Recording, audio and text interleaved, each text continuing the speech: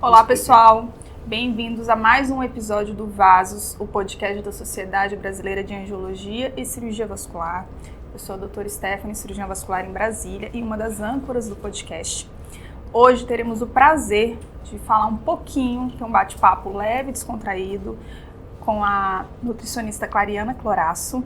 Ela que é influenciadora e especialista em transtornos alimentares. Seja muito bem-vinda, Clariana. É um prazer estar aqui com vocês. Clariana, fala um pouquinho pra gente sobre o seu trabalho, como que você trabalha nessa parte nutricional. Hoje em dia, então, eu trabalho em todas as redes sociais e na televisão, falando de uma alimentação mais prática, mais rápida, mais assertiva, trazendo o homem, a mulher, enfim, as famílias modernas para dentro da cozinha. Eu acho que a saúde começa no prato e as pessoas precisam resgatar isso, né? Voltarem a se organizarem, a se planejarem, se alimentarem melhor para ter uma vida melhor. Então, hoje, basicamente, eu influencio as pessoas a cozinharem. Cozinhar comida saudável. E fala um pouquinho como que como é que a alimentação, né, influencia na parte da circulação, na parte vascular. Fala um pouquinho pra gente sobre esses alimentos saudáveis que tanto influenciam também todas as partes do corpo, mas principalmente na nossa saúde vascular.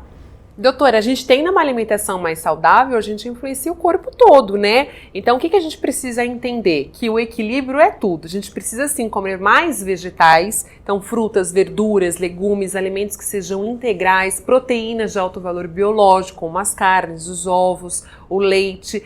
E dar menos ênfase no quê? Em alimentos que são ricos em gorduras, principalmente as trans, que não fazem muito bem para a nossa saúde de uma forma geral. E também evitar o sódio, né? A gente fala muito da questão aí do sódio, a gente precisa entender que o sal é riquíssimo em sódio e não é só na comida salgada que tem esse tipo de elemento, tem em todos os ultraprocessados, além dos aditivos químicos e realçadores, que isso a longo prazo, quando a gente ingere em excesso, não faz bem para a nossa saúde. Sim, vamos falar um pouquinho sobre hidratação. Orientação, acho que água é a fonte, né, mais saudável que existe. O que você orienta, assim, eu não gosto muito de tomar água, sou um péssimo exemplo nesse ponto. Mas o que você sugere, às vezes, para um espectador, algum seguidor seu, que não gosta de água?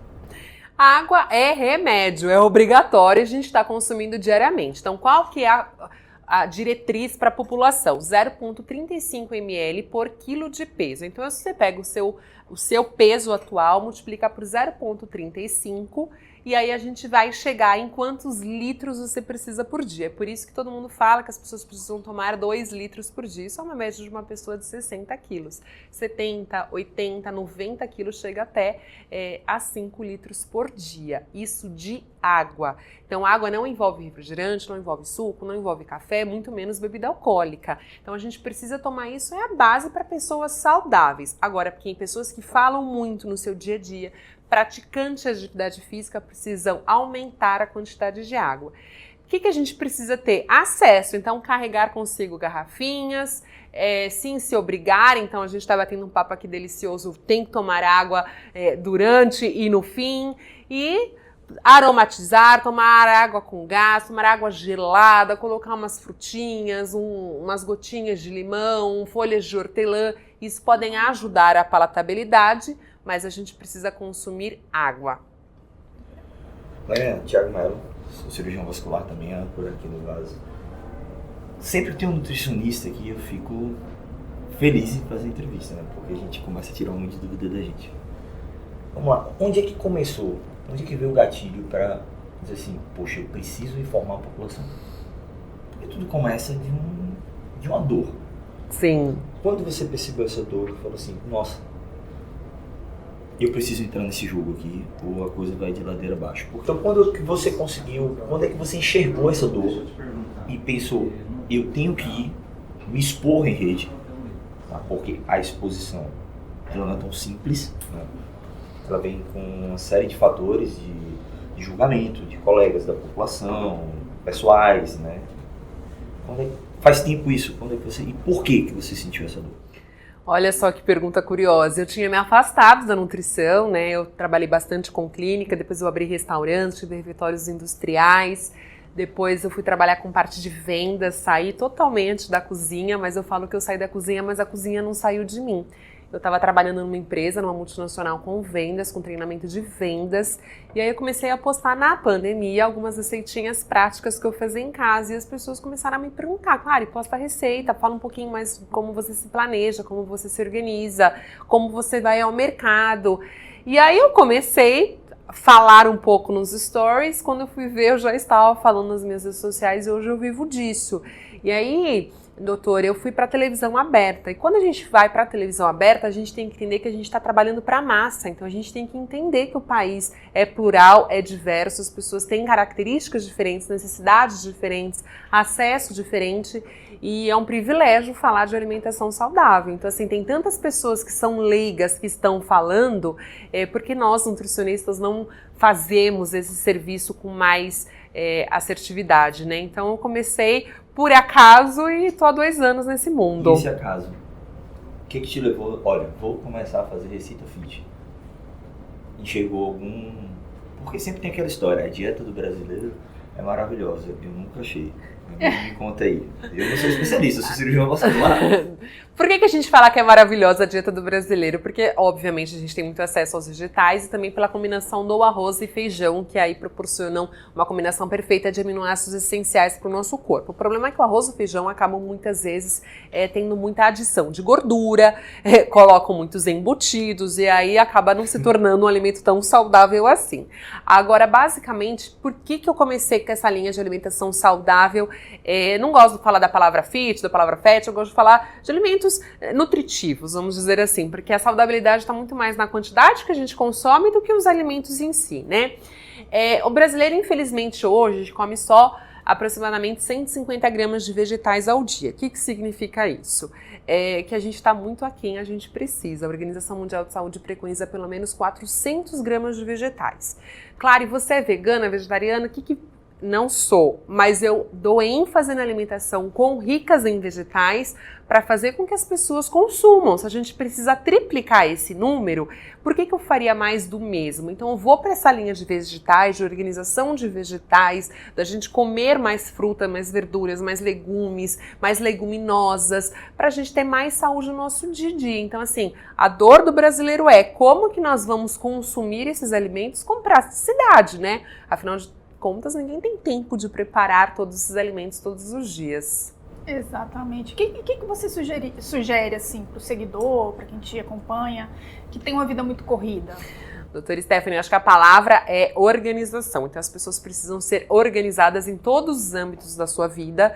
E quando a gente fala em alimentação, precisa ter um planejamento. Eu não posso sair de manhã, levar os meus filhos na escola, passar o dia inteiro na rua, trabalhar 12 horas, pegar 2 horas de trânsito para voltar para o meu lar para pensar o que eu vou fazer no jantar. Certamente vão ser alimentos mais indulgentes, mais energéticos, e muitas vezes a gente acaba recorrendo ao delivery por ser a coisa mais fácil que tem ali, né? Então assim, eu preciso me organizar. Então uma vez por semana ir ao mercado, conversar com a família o que a gente vai fazer naquele dia. A dieta tem que ser familiar, né? A dieta é familiar, exatamente. Não existe um ambiente, né? Se a gente quer... Eu sempre falo isso, as mães morrem pelos seus filhos porque não viver por eles. Então, a alimentação, a educação nutricional começa no lar. Então, se eu quero ter filhos saudáveis, né? Se acontecer alguma emergência, para quem que vão ligar? Para você. Como é que você está se alimentando? E o que você está oferecendo para sua família? Saúde, bem-estar e longevidade? Ou eu estou oferecendo doenças a longo prazo? É difícil a gente falar isso porque é uma guerra aí que as famílias não querem enfrentar no seu dia a dia. Eu sei que às vezes os filhos passam a maior parte do tempo na escola e chega em casa, você não quer brigar para comer o raio do brócolis. Mas isso é uma questão de adaptabilidade familiar. A família inteira precisa estar inserida nesse contexto. E aí fazer refeições programadas. Tem o dia do delivery? Tem o dia do delivery. Tem o dia de um hambúrguer caseiro. Tem o dia de algum... Eu gosto. Um dia da pizza. Tudo bem. A gente faz as exceções. O que a gente não pode fazer dessas exceções são a regra do nosso dia a dia. Clariane, agora me fala uma coisa. Eu moro só. Não tenho tempo para cozinhar. E vou sair de manhã e praticamente voltar à noite. Preciso comer na rua. A gente sabe que a alimentação, o Power Food, ele tá aí brilhando em todas as ruas, para tudo que é lugar. Como é que eu consigo fugir disso? Como é que eu consigo programar o que eu vou comer? De carboidrato, de proteína, tipo, eu vou fechar o olho e programar o que eu vou comer de manhã, o que eu vou comer de tarde, o que eu vou comer à noite. Olha, é uma consulta geral. Doutor Thiago, a gente precisa pensar que a alimentação é uma questão de escolha, né? Então a gente já começa o nosso dia escolhendo aquilo que a gente vai se alimentar bem ao longo do dia. Então, obviamente, ter o consumo de frutas, ter esses alimentos que vão nos ajudar, como barras de proteínas, né? Não de cereais, que a gente sabe que hoje em dia não são tão saudáveis, mas barras de proteínas, bebidas proteicas, o próprio whey protein, vai ajudar no nosso dia a dia. As oleaginosas, então carregar consigo castanhas, amendoins, um pouquinho de nozes, carregar frutas que podem ficar em temperatura ambiente, como a banana, a maçã, essas frutas que podem ser carregadas. Eu também sempre dou a dica, né, orientação de carregarem ovos cozidos. Você no domingo cozinha lá 7 ovos e aí ao longo da semana você vai levando um ovo por dia para consumir. Então, né, a melhor barra de proteína que a gente tem, a mais barata, a mais funcional, sem dúvida, é um ovo cozido. Deixa já descascado, dura tranquilamente 7 dias. E aí, se você e seu esposo, por exemplo, já faz em maior quantidade, pode inclusive mandar ovos cozidos para as crianças na escola, porque a criança ama ovo, é barato, é acessível e é uma proteína de altíssimo valor biológico. Então, assim, caprichar nesses alimentos. Agora, quando a gente vai comprar os alimentos, é fazer as escolhas. Então, por exemplo, restaurantes que sejam por quilo, né? A gente escolhe quais são os alimentos que a gente vai colocar lá. Então, colocar bastante salada no prato, bastante verde, exatamente. Caprichar na primeira mesa para chegar nos pasteizinhos, nas coxinhas, nos croquetes que ficam no final, com um prato bem colorido, bem variado e bem saudável. E hoje em dia a gente tem muito acesso, né? As grandes padarias têm ovos mexidos, fazem proteínas ou vegetais ou animais mais batidas com frutas. Hoje em dia a gente tem acesso. É difícil cidade que não tem acesso a uma boa alimentação. Clariana, deixa eu puxar um gancho um pouquinho aqui para nossa especialidade. Você já teve trombose? Conhece alguém que já teve? Ou tem vasinhos? Fala um pouquinho pra gente aí. Vamos falar um pouquinho aqui sobre a nossa especialidade. Eu brinco que eu não tenho vasinhos, eu tenho floricultura. Tenho muitos, infelizmente, trato isso, faço as sessões, as aplicações, acho que é super necessário. Fora isso, eu faço drenagem linfática 2 vezes por semana, tomo alguns remedinhos, alguns compostos que eu já fiz a minha consulta com a doutora para retorno venoso. E tem gente na família, né? Eu tenho a minha avó, há muitos anos atrás a gente não tinha esse diagnóstico muito claro, mas ela tinha lipedema, minha irmã também tem lipedema, minha cunhada também sofre de lipedema. Eu algumas vezes já falaram que eu tenho, outras não falaram que eu não tenho, mas esses inchaços na perna, essas dores ao longo do dia, infelizmente acho que faz parte aí da nossa família. Bom, vamos falar então um pouco de lipedema, já que está tão em alta, né, essa patologia. O que você orienta de alimentação? Pro seu seguidor, pro seu... Quanto mais alimentos que a gente sabe que não vão causar mais inflamações no corpo que já está inflamado, melhor.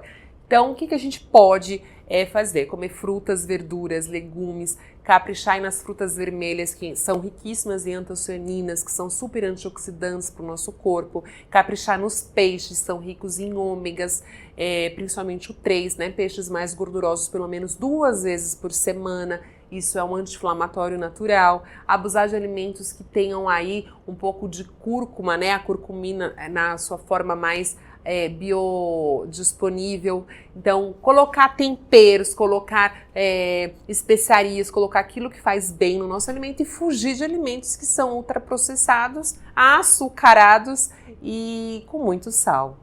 Isso é o básico para todo mundo. Agora, se todo mundo fizesse isso, né, é comer mais daquilo que faz bem e comer menos daquilo que todo mundo faz mal. Doutores, a gente sabe que hoje a alimentação é muito... é uma ciência, né? Existem muitas pessoas que de forma leiga acabam fazendo terrorismos nutricionais em determinados alimentos.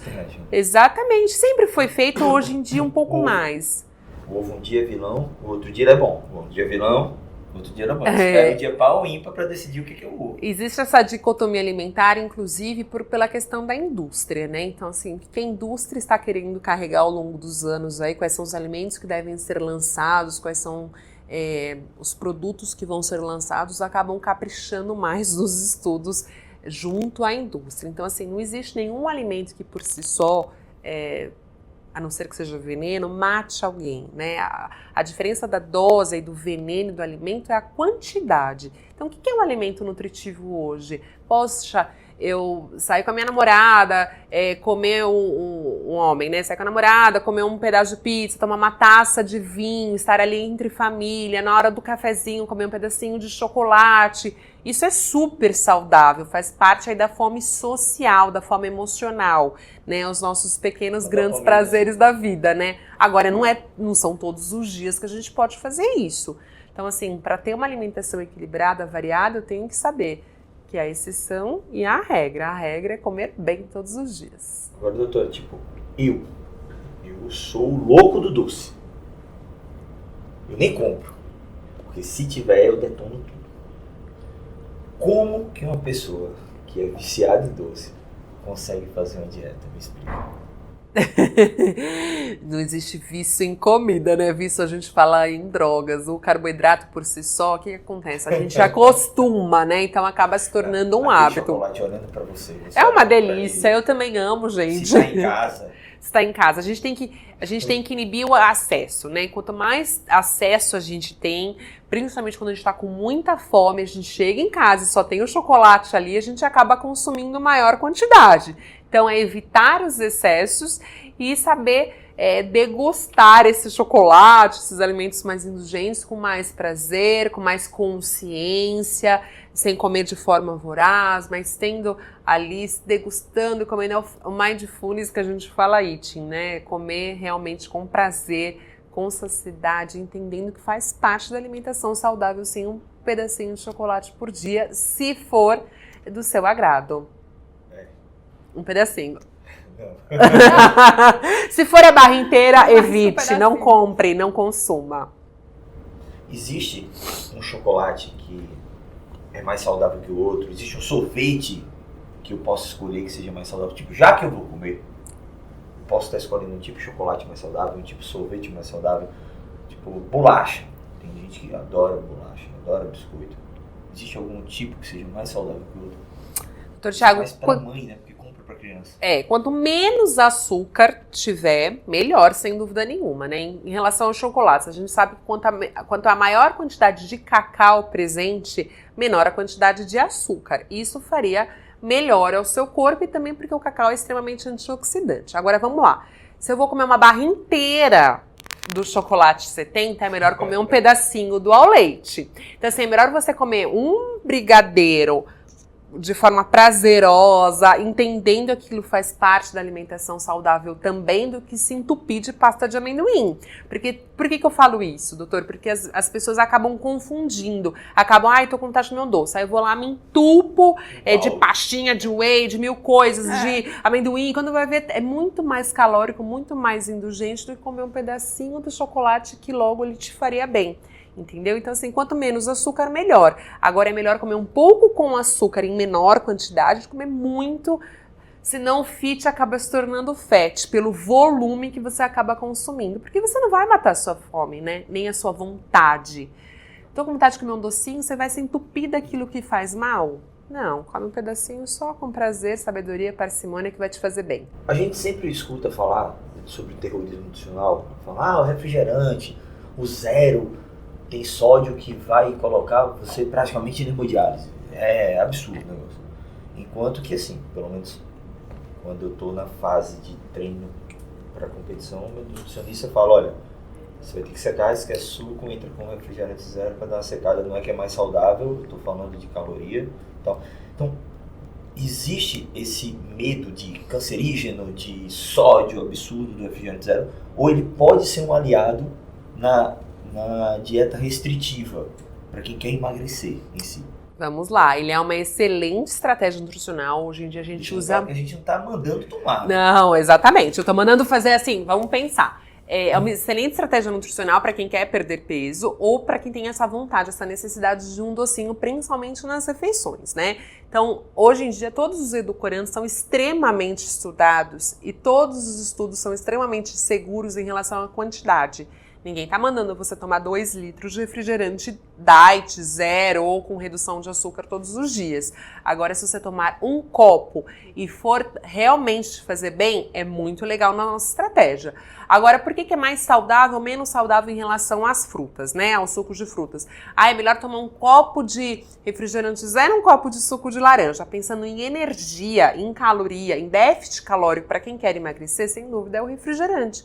Porque a gente tem que entender que num copo de suco de laranja, às vezes tem 3, 4, 5 laranjas que talvez se você fosse comer a laranja, você nem aguentaria. Agora, quando a gente toma lá, acaba tomando de uma forma até sem controle, né? Agora, o refrigerante zero, com bastante gelo, umas rodelinhas de limão, pode te fazer bem sim, dependendo da estratégia nutricional, que não pode ser feito. É ser consumido por crianças, né? As crianças não devem ter esse hábito de consumir dentro de casa.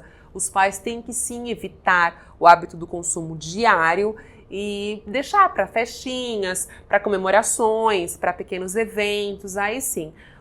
Quanto mais a gente restringe, principalmente a alimentação infantil, mais consequências a gente traz a longo prazo. São as crianças que estão nas festinhas, né? Antigamente a gente curtia as festinhas, todo mundo brincando e depois todo mundo comia, ou muitas vezes até nem comia na festinha porque pouco importava a comida. Hoje em dia a gente vê muito esse comportamento das crianças deixando de brincar para se entupir das coisas que não faz bem, porque não tem acesso dentro de casa. Aí quando a criança tem o acesso, ela acaba comendo de forma descontrolada, que também isso não é bacana, né? Bom, vamos falar um pouquinho de exercício físico, que é muito importante para a saúde vascular. Você tem uma orientação assim, de pré, pós-treino que você gosta? A gente sempre preza pela quantidade de proteína que as pessoas estão consumindo no seu dia a dia, doutora.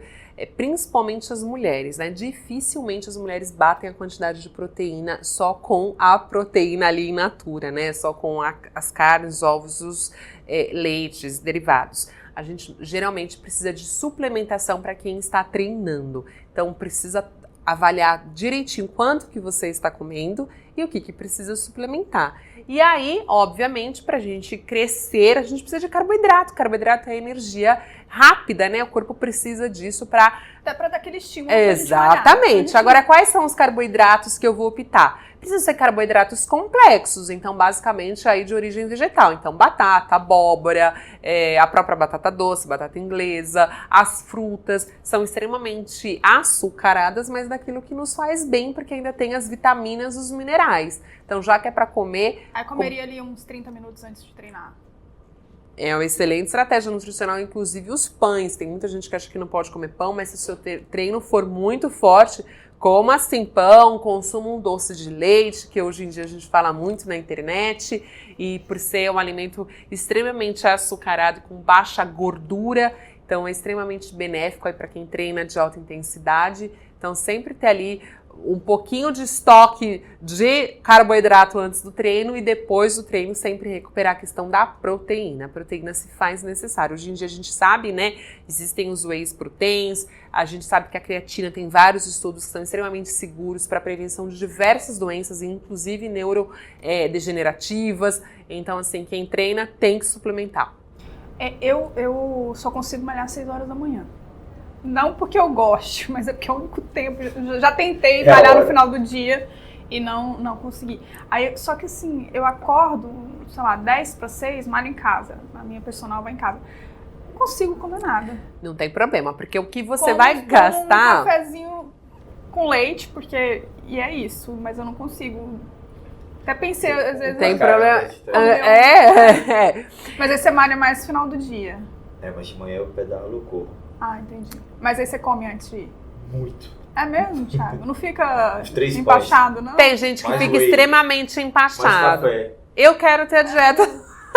Se eu Não comer consigo. tudo isso, sai rolando. Mas ó, vou fazer meia culpa. Eu treino pelo menos, o meu dia ruim são 3 horas de treino. O Thiago Exatamente. Então, assim, pesado. não tem como falar que o Dr. Thiago não precisa de uma suplementação. Tem que suplementar, né? Vias normais ali não consegue ter. Agora, o que a gente precisa entender, doutora? Que o que a gente vai comer um pouquinho antes do treino não é aquilo que vai dar energia pro treino. Geralmente é a sua refeição anterior. Então, é o que você comeu na noite anterior. Então, eu sei que eu vou fazer, por exemplo, treino de pernas, que é um treino que exige mais. Uma musculação bem forte.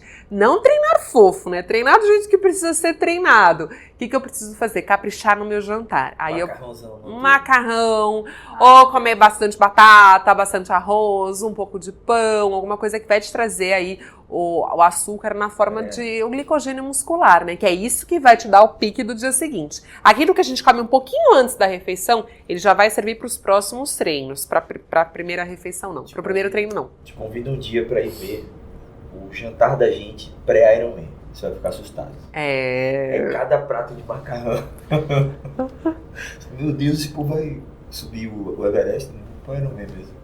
O corpo é uma máquina, né? Então, se tá gastando energia, tem que entrar energia, né? Então, assim, até tem pessoas que treinam muito e falam assim, mas eu não cresço, os meus músculos não se desenvolvem. Tá faltando é comida. Se você comer bem, certamente você terá crescimento. Tem muitos atletas, né, quando param, né, que se aposentam, às vezes até engordam, né? Acho que continua comendo aquele tanto de comida e não continua com o mesmo tanto de atividade física. Principalmente os jogadores de futebol, né? Eles têm um treino de explosão, né? Então, assim, tem um gasto energético altíssimo, fora, obviamente, todos os treinamentos dos dias de jogos. Então, a pessoa sai de um superávit calórico para um déficit absurdo. Aí o que precisa fazer? É controlar aí as emoções, controlar a mente para entender. De parar. Exatamente. E aí tem o acesso, né? Tudo aquilo que ele não pôde fazer enquanto atleta, ele quer fazer de forma realmente a restrição que gera o exagero e às vezes a compulsão. É a criança da festinha, é o atleta depois que para de treinar. Clarena, vamos encerrando aqui nosso bate-papo hoje. Já, como conversamos antes, se me deixar do lado do nutricionista, hoje vou passar a noite inteira, o dia inteiro, porque eu acho que o que tem de papo é absurdo, né? Tem, porque a gente come o dia inteiro, né? Pelo menos aí são 5 ou 6 refeições por dia, a gente faz parte do nosso dia a dia. Nem que seja um petisquinho, tem que estar ali, né? Tem que estar ali. Conversando, mas tá. Prazer gigante em tê-la no nosso podcast. Volte mais vezes e que todos assistam aí no YouTube, vai estar no Instagram também, no YouTube, nosso serviço com a Clarena, eu e o Stephanie. Estamos aqui agradecendo. Obrigada, Clariana. Gente, eu que agradeço demais, foi uma delícia. Adoramos o bate-papo, viu? Se alimentem melhor para viverem bem. Muito obrigada. Obrigado, pessoal. Encerrando Obrigada, aqui pessoal. mais um capítulo do podcast Vasos. Então, até a próxima.